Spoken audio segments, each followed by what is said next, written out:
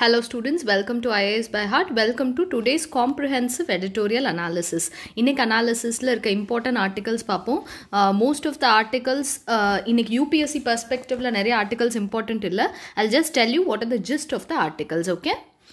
First article, the dream of a borderless world. In the coronavirus pandemic, there has been a lot of border restrictions, etc. அந்த மாதிரி இருக்கும்போது இந்த சிச்சுவேஷனுக்கு முன்னாடி what are the problems faced by people who are moving from one country to another? For example, Mexican border-ஆ இருக்கட்டும், இல்லை Somalian border-ஆ இருக்கட்டும், இல்லை பங்களாதேஷ்லேருந்து India வரவங்க, African American, இப்போ ரீசெண்டாக அந்த Black Lives Matter-க்கு முன்னாடி நடந்த இன்சிடெண்ட்டாக இருக்கட்டும், all this இதோட எல்லா ரூட்ஸ் பார்த்தீங்கன்னா xenophobic immigration policies, அதாவது வேற நாட்டுக்காரங்களை பார்த்தாலே ஒரு ஃபோபியானா ஸ்கேரா இருக்கலாம், இல்லை ஒரு என்ன சொல்றது, ஒரு அவங்கள பார்த்து ஒரு அகேன்ஸ்ட் ஃபீலிங்காக இருக்கலாம், ஹேட்ரடாக இருக்கலாம். இதெல்லாம் தான் பேசிக் ஆஃப் திஸ் பாலிசிஸ் அப்படிங்கிறதா இந்த ஆர்டிக்கிளோட ஜஸ்ட். இதில் அவங்க ரொம்ப ஹியூமானிட்டேரியன் பெர்ஸ்பெக்டிவ்ல சொல்லியிருக்காங்க. லைக் இந்த பேண்டமிக் வந்து எப்படி பேரியர்ஸ் தாண்டி வருதோ அந்த மாதிரி யாராவது ஒருத்தவங்க அந்த மாதிரி ஒரு நெகட்டிவான விஷயமே it is allowed to move from one border to another border. அப்படி இருக்கும்போது why can't people who are deprived of their basic freedom and rights அவங்க ஏன் they should not move அப்படிங்கிறத கேட்குறாங்க. The world needs to rise above the frenzy of race, gender, caste, religion, political bias and begin to address one people issues that are far more crucial to humanity. Worldwide pandemic of barriers and barricades, a disease that since the fall of Berlin Wall has jumped on from a little more than dozen border walls too. So இது ரொம்ப இந்த article படிச்சிங்கன்னா உங்களுக்கு essay எழுதுறதுக்கு ரொம்ப யூஸ்ஃபுல்லாக இருக்கும். So அந்த மாதிரி just have a read at the highlighted portions only. இதோட ஜிஸ்டே என்னன்னா, we should make sure that people who are moving, என்ன சொல்றது, மக்களை வந்து ஒரு ஷிப்மெண்ட் மாதிரி ட்ரீட் பண்ணாதீங்க, கார்கோ மாதிரி ட்ரீட் பண்ணாதீங்க. கார்கோனா products which do not have no right, அந்த மாதிரி பண்ணக்கூடாது. Rich nations who believe in free trade do not realize that migrants who have come to their shores in the face of death, because இப்போ Rohingya Muslims எல்லாம் எடுத்துக்கிட்டீங்க அப்படின்னா they faced severe persecution, life or death மேட்டரில் இருக்கும்போது they moved from Bangladesh to Myanmar to India. அந்த மாதிரி சிச்சுவேஷனில் what India did was to close its border, not allow many Rohingyas inside. அந்த மாதிரி நம்ம எடுத்த ஸ்டாண்ட் கரெக்டாக இல்லையா அப்படிங்கிறத நம்மளேவும் முதல்ல இன்ட்ராஸ்பெக்ட் பண்ணி பார்க்கணும். should we be xenophobic? அதே டைமில் இந்தியன் செக்யூரிட்டி, அதாவது மைக்ரன்ஸ் அப்படிங்கிற ஒரு டிஸ்கைஸில் டெரரிஸ்ட்ஸும் உள்ள வரதுக்கு சான்சஸ் இருக்கு. ஸோ இதுக்கு எவ்வளோ எஃபெக்டிவாக நம்ம பாலிசிஸ் எடுக்கிறோங்கிறதா பார்க்கணும். டெரரிஸ்ட்ஸ் எப்படி உள்ள வர விடாமல் பண்ணுறதுன்னு நம்ம யோசிக்கணுமே தவிர யாருமே வரக்கூடாது அப்படின்னு நம்ம சொல்றது it is not a good step அப்படிங்கிறதா இந்த ஆர்டிக்கிளோட just have a look at this article. அடுத்து சீட்ஸ் அண்ட் ஃப்ரூட்ஸ். இந்த ஆர்டிக்கலில் என்ன சொல்லியிருக்காங்க அப்படின்னா, a mechanism for CMs to cooperate on issues of center state relations is welcome. இப்போ ரீசெண்டாக இது ரொம்ப பொலிட்டிக்கல் டோனில் இருக்க ஒரு ஆர்டிக்கல். த திங் இஸ், இப்போ CM which is he is the head of the state, ஓகேயா, who represent the people. அதே மாதிரி who represent the government or agent of the center நம்ம அப்பாயிண்ட் பண்ணுறது கவர்னர். வேரியஸ் இஷ்யூஸ், இப்போ many states if they are facing, for example farm laws எடுத்துக்கலாம், many states they came together, அதுக்கப்புறம் they raised their concerns, எங்கள் ஃபார்மர்ஸ்லாம் protest பண்ணிட்டே இருக்காங்க, இதனால day to day life இந்த ஸ்டேட் அஃபெக்ட் ஆகுதுன்னு சிஎம்ஸ் ஒன்னா குரல் கொடுத்ததா இருக்கட்டும், இம்போசிஷன் ஆஃப் ஹிந்திக்கு குரல் கொடுக்கறதா இருக்கட்டும், அந்த மாதிரி when CM come together அது வந்து ஒரு நல்ல ஸ்டெப் தான் அப்படிங்கிறத சொல்கிறாங்க. மற்றபடி இந்த ஆர்டிக்கலில் பெருசாக எதுவும் இம்பார்ட்டண்ட்டாக இல்லை UPSC பெர்ஸ்பெக்டிவ்ல. The rope of federalism and unwanted tug of war. இதில் என்னன்னா வெஸ்ட் பெங்கால் கான்ட்ரவர்சி, அப்புறம் வந்து ஒவ்வொரு பொலிட்டிக்கல் அண்ட் அட்மினிஸ்ட்ரேட்டிவ் இஷ்யூஸ் அது வந்து எப்படி ஃபெடரலிசம் அஃபெக்ட் பண்ணுது அப்படிங்கிறதா இதில் சொல்கிறாங்க. ஃபார் எக்ஸாம்பிள் இப்போ ரீசெண்டாக ஒரு இஷ்யூ நடந்தது. த CM and an IAS officer they left a meeting which was being addressed by the prime minister. So இந்த மாதிரி ஒரு IAS ஆஃபீஸரால் போக முடியுமா? த IAS ஆஃபீஸர் அவங்களுக்கு யார் ஹெட்டு, தோ he is recruited by UPSC and then trained by the center, ultimately he works for the state. So whom அவரோட loyalties எந்த சைடு இருக்கணும், டு த சென்டரா டு த ஸ்டேட்டா இல்லை டு த பீப்புளா அப்படிங்கிறத இந்த ஆர்டிக்கலில் டிஸ்கஸ் பண்ணியிருக்காங்க.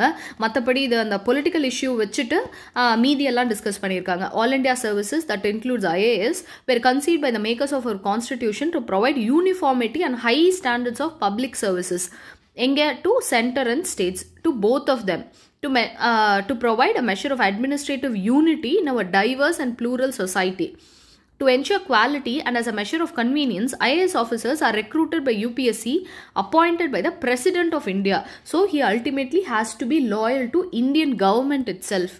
But they are ultimately born in the state cadres, which make them subject to control of respective state governments as well, especially when they are employed in the states. So அவங்களுக்கு orders வரதா இருக்கட்டும், அது வந்து it has to be given by the CM. இப்போ ஏதாவது என்ன சொல், he is answerable to the CM. To that extent, their position is somewhat different from that of central services, who go through similar recruitment process but are under central's total control. Central services னு ஒன்று இருக்கு. ஆனால் civil services, they are recruited by UPSC, trained by the center and then posted in the state.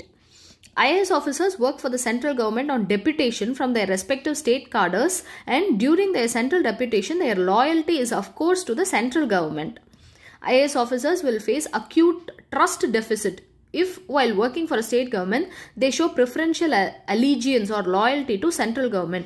So if என்ன சொல்றது, ரொம்ப ஓப்பனா central government state நம்ம வந்து சப்போர்ட் பண்றோம், that government is not ruling in the state, இல்ல opposition party rule பண்ணுது அப்படின்னா the work of the IAS officer it becomes very very tough.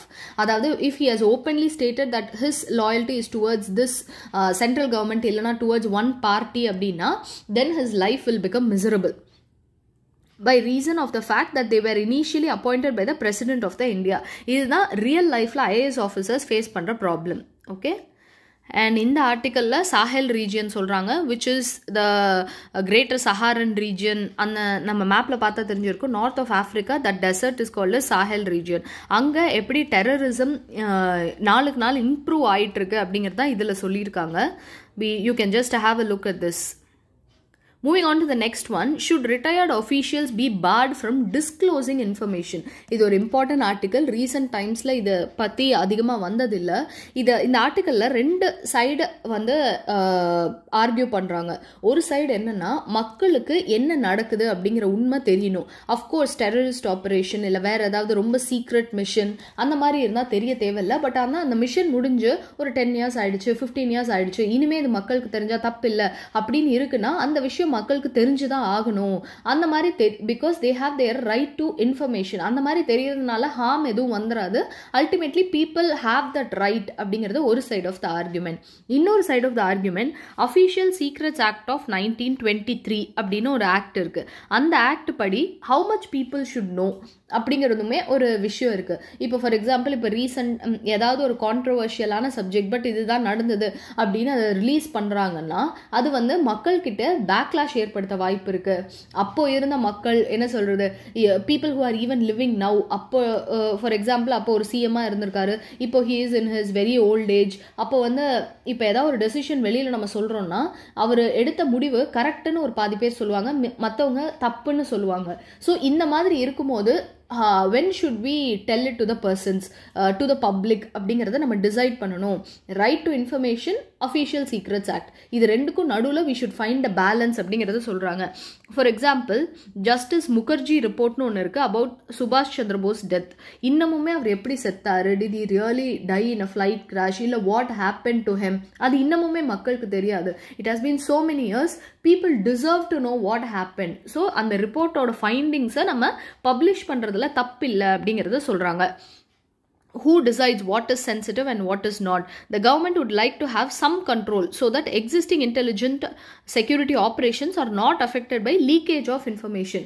So இந்த மாதிரியும் ஆயிடும். ஸோ ஒரு கட்டத்தில் கவர்மெண்ட் என்ன ஆகும்னா, இத்தனை நாள் இது தெரியல, இனிமேல் இது தெரிஞ்சு ஏதாவது புதுசாக பிரச்சனை வந்தால் யார் அதை ஹேண்டில் பண்ணுறது அப்படின்னு அது தெரியாமலே போயிடும். But people are not giving weightage to that right to information அப்படிங்கிறது எவ்வளோ வெயிட்டேஜ் அப்படிங்கிறது தெரிய மாட்டேங்குது. only an informed citizen can take proper decisions-ங்கிறது கவர்மெண்ட்டுக்கு புரிய மாட்டேங்குது. ஸோ நம்ம அந்த அஃபிஷியல் சீக்ரெட்ஸ் அப்படிங்கிற ஒரு பிளாங்கெட்டுக்குள்ள நிறைய திங்ஸை நம்ம அடைக்க ஆரம்பிச்சிட்டோம் அப்படின்னா many things will not come out itself.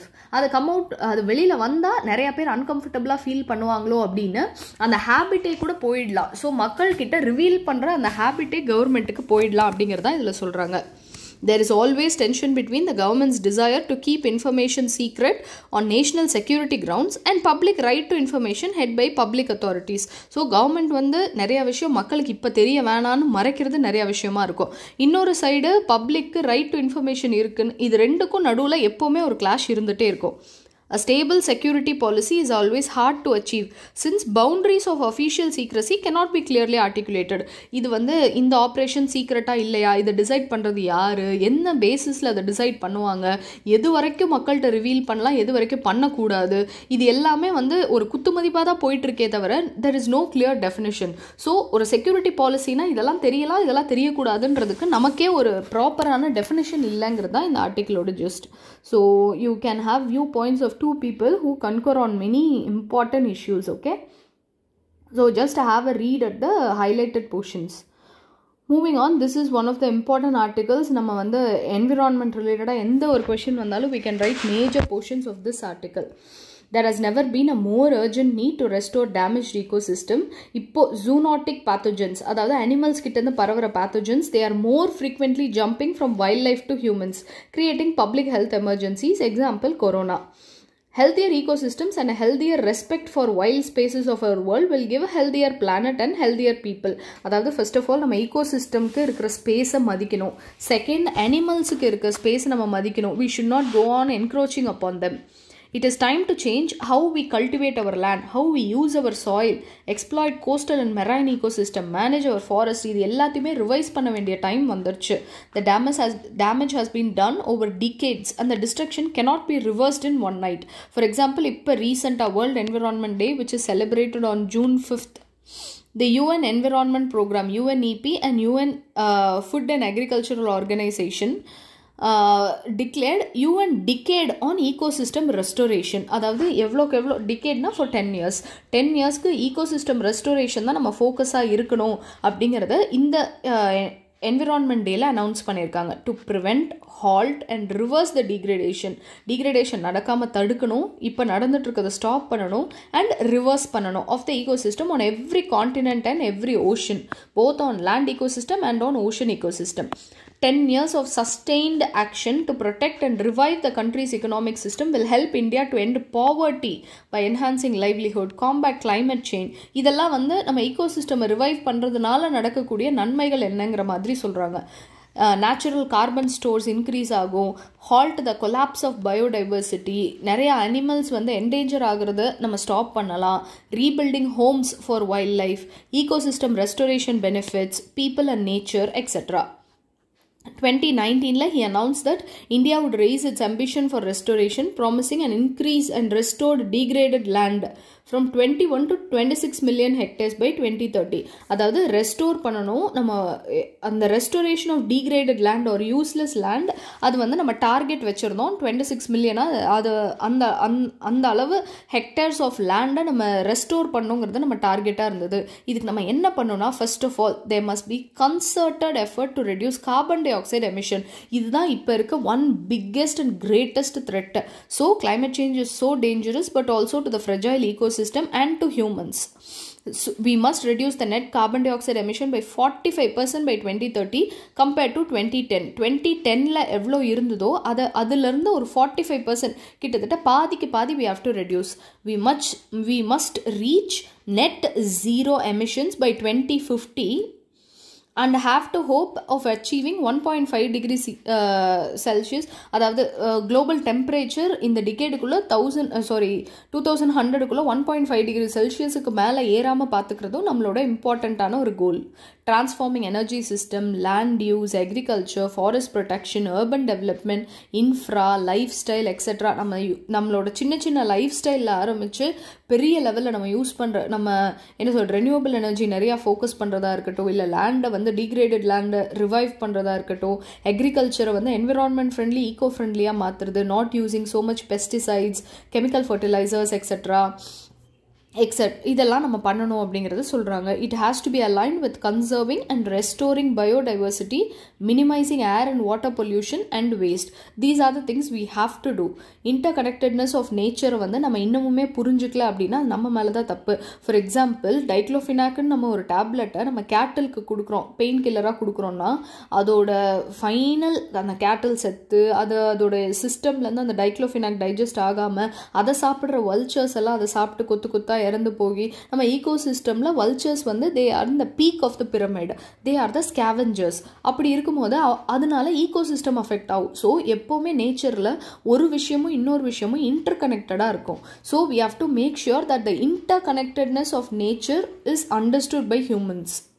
We already have the goals, targets, commitments and mechanisms under international environmental conventions. Paris deal இருக்கட்டும், இல்லை biological and chemical weapon deal இருக்கட்டும், இந்த மாதிரி நிறைய டீல்ஸ் இருக்குது, நிறைய கன்வென்ஷன்ஸ் இருக்குது, அக்ரிமெண்ட்ஸ் இருக்குது. The thing is we just have to follow them to the letter and spirit. Second, first வந்து நம்ம என்னென்னு பார்த்தோம், அந்த கார்பன் எமிஷன்ஸை குறைக்கணும். Second, we need to transform our economic, financial and production systems towards sustainability. சஸ்டெயினபிலிட்டியை focus பண்ணி நம்ம போகணும். நாளைக்கு ஒரு பேப்பர் ஒரு பாலித்தீன் கவர் நம்ம உருவாக்குறோன்னா கூட அது பயோடிகிரேடபிளாக இருக்கா அப்படி பார்க்கணும். அதே மாதிரி தான் எல்லாமே like natural capital in decision making, eliminating environmentally harmful subsidies, investing in low carbon, nature friendly technologies are key elements of this. சாதாரண ஒரு மேனுஃபேக்சரிங்கில் ஆரம்பித்து என்ன சொல்கிறது, promoting the private sector to invest in sustainable அக்ரிகல்ச்சராக இருக்கட்டும், இல்லை சஸ்டைனபிள் லைஃப் ஸ்டைல், அந்த மாதிரி we should change. By making investments in sustainable development financially attractive, we can shift the financial flows and investment patterns towards sustainability. For example, இப்போ வந்து சாதாரண பிரிக்ஸ்க்கு பதிலாக bricks made out of recyclable bricks இல்லைனா which is very friendly, அதில் building கட்டினாங்கன்னா உங்களுக்கு வந்து இவ்வளோ தூரம் நாங்கள் சப்சிடி தரோம், அந்த மாதிரி ஏதாவது making it financially attractive only we can promote sustainability. For example, இப்போ எப்படி வந்து எலக்ட்ரிக் வெஹிக்கிள்ஸ் ப்ரமோட் பண்ணுறாங்க, the government has lot of schemes. ஃபேம்னு ஒரு ஸ்கீம் இருக்குது, அடாப்ஷன் ஆஃப் ஹைப்ரிட் வெஹிக்கிள்ஸுக்குன்னு தனியாக ஸ்கீம் இருக்குது. அந்த மாதிரி நம்ம ஃபினான்ஷியலாக இதை அட்ராக்ட் பண்ணால் தான் this will get in to people. We already have the knowledge base, scientific expertise, policy making know-how through national and international scientific bodies. So இது எல்லாமே நமக்கு தெரியும். It is time to just implement. India must work towards creating food system that work with nature, reduce waste, adaptive to change, resilient to shocks. இதுதான் நம்மளோட first நேச்சரை ஒத்து போகணும். அதுலேருந்து பெருசாக நிறையா வேஸ்ட் ஆகக்கூடாது. சேஞ்சுக்கு ஏற்ற மாதிரி it should adapt and then resilient to shocks. ஏதாவது ஒரு டிசாஸ்ட்ரோ இல்லை வந்து திடீர்னு ஏதாவது ஒரு பூம் வருது. ஃபார் எக்ஸாம்பிள் இப்போ அக்ரிகல்ச்சர்லாம் மெக்கனைசேஷன் ஆஃப் அக்ரிகல்ச்சர் நம்ம பண்ணிட்டோம் லார்ஜ் ஸ்கேல்லன்னா many people will render unemployed. அந்த மாதிரிலாம் இல்லாமல் it has to be made sure that they are resilient to shock. Empowering small-scale farmers and women farmers, changing patterns of consumption and challenging social norms and business practices are the key to it. அடுத்த capacity building and education is the two things or two ways from which we can achieve. We already have the power to affect change through cooperation and collaboration and through changing how we consume, travel and use energy. For example ஒரு tripping water நம்ம பாத்ரூமில் சொட்டிகிட்டு இருக்க அந்த தண்ணினால் we waste 1200 liters per year. ஓகேயா, that is very much. என்ன சொல்கிறது, ஒரு நாளைக்கே க்ளீன் வாட்டர் குடிக்காதவங்களே இந்தியாவில் அவ்வளோ பேர் இருக்காங்க. The population is very high. அப்படி இருக்கும்போது த வே வி கன்சியூம் எனர்ஜி, அது ஒரு it has to start from the individual then to the government scale. We have to make peace with the nature and it is the defining task of the 21st century. We can write this as a conclusion in mains. அதாவது it is high time that we should make peace with the nature. நேச்சராக நம்மளா அப்படின்னு நம்ம பார்க்கக்கூடாது. ஒரே ஒரு nature ஃபியூரியை கூட நம்மளால் தாங்க முடியாது. ஒரே ஒரு பெரிய சுனாமியோ, ஒரே ஒரு பெரிய வல்கனோ எரப்ஷனோ, ஒரே ஒரு பெரிய earthquake, it will shatter the human people. அதனால what we have to make sure is it's high time that we make peace with nature, not fight with nature. Okay, so இதெல்லாம் தான் important points in today's article. So just have a look at this highlighted newspaper PDF. You can find this PDF in our blog. So with this, the discussion today is over. I hope it was useful. Tune in tomorrow for tomorrow's discussion. Thank you.